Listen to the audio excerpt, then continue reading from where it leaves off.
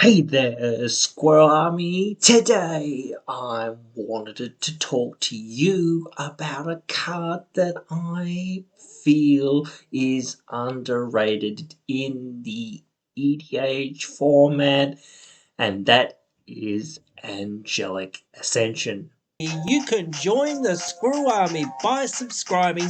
So I think a lot of people missed the boat on this.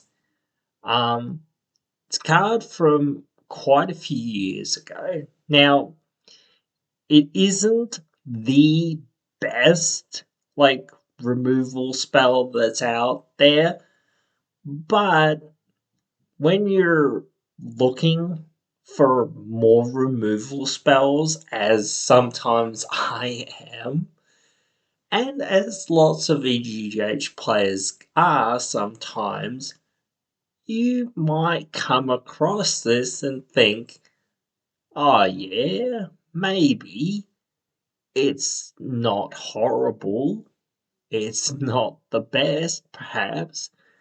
But I do think it's a bit underrated. I think it's pretty decent because even saying you're leaving your opponents with a 4/4 flyer, a 4/4 flyer isn't that impressive for the most part. Yes, it is probably one of the best things you can give your opponent, but it's still fairly reasonable, I think, as a trade off, because you're going to be exiling something that's just way more important than a 4/4 flyer, and if you're not, then there's something wrong. But even so, most things that are on the battlefield have additional text.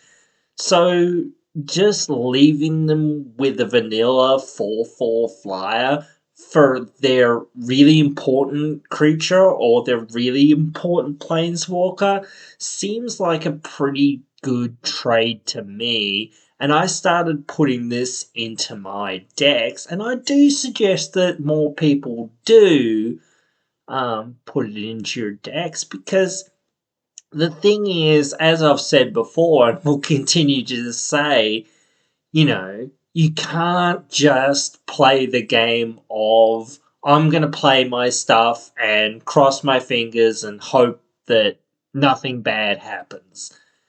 That's not going to work, you know. You need interaction. You need to stop your opponents from winning the game, i.e., you losing the game. So you need to answer what they're doing. Exile removal is premium removal. We know that.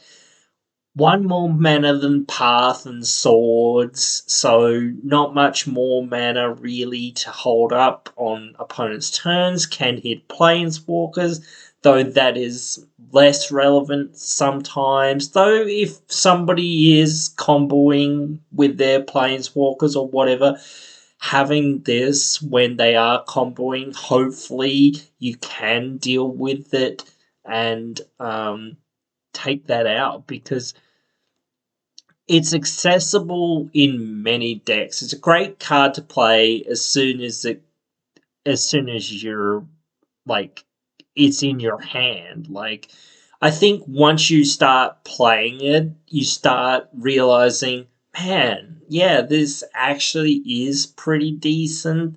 I'm never too sad to give my opponent a 4/4 flyer for whatever I trade them for.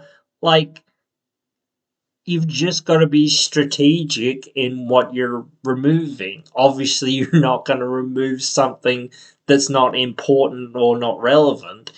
And that's what I mean, again, by you've got to understand threat assessment and all that. You can't just go, oh, kill your mana dog. Like, yeah, you can, again, obviously, but like, I know some people will say, oh, well, that actually is the correct play or something or whatever, but honestly, really, you're looking for the game winning threats or whatever, or things that are literally stopping you from playing the game or executing your win condition. So, those are the things that you really needed to worry about, just in my opinion. Yes, it might be more correct to kill their Manadork on turn 2 or whatever it is, to slow them down and stuff like that, but giving them a 4/4 that early seems kind of bad, but then again, might not be that bad. But still, later on, it's going to be less and less relevant because you're going to have your own flyers, or your own reach creatures, or your own win conditions sort of set up. So at that point, when you're actually exiling their Voronclex or their Elish Norn or whatever else, you're going to feel good because, they've just got a 4/4 flyer and you've got rid of their Elish Norn.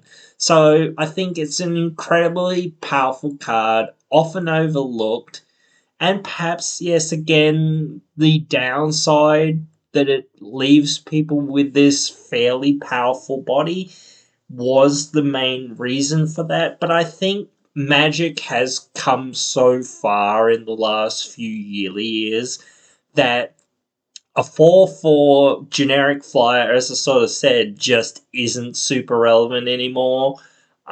Sure, it can do stuff, but not nearly enough to really swing the game and win the game that much. Cards have to have more text than it flies. It has to draw cards, it has to make mana, it has to do something else.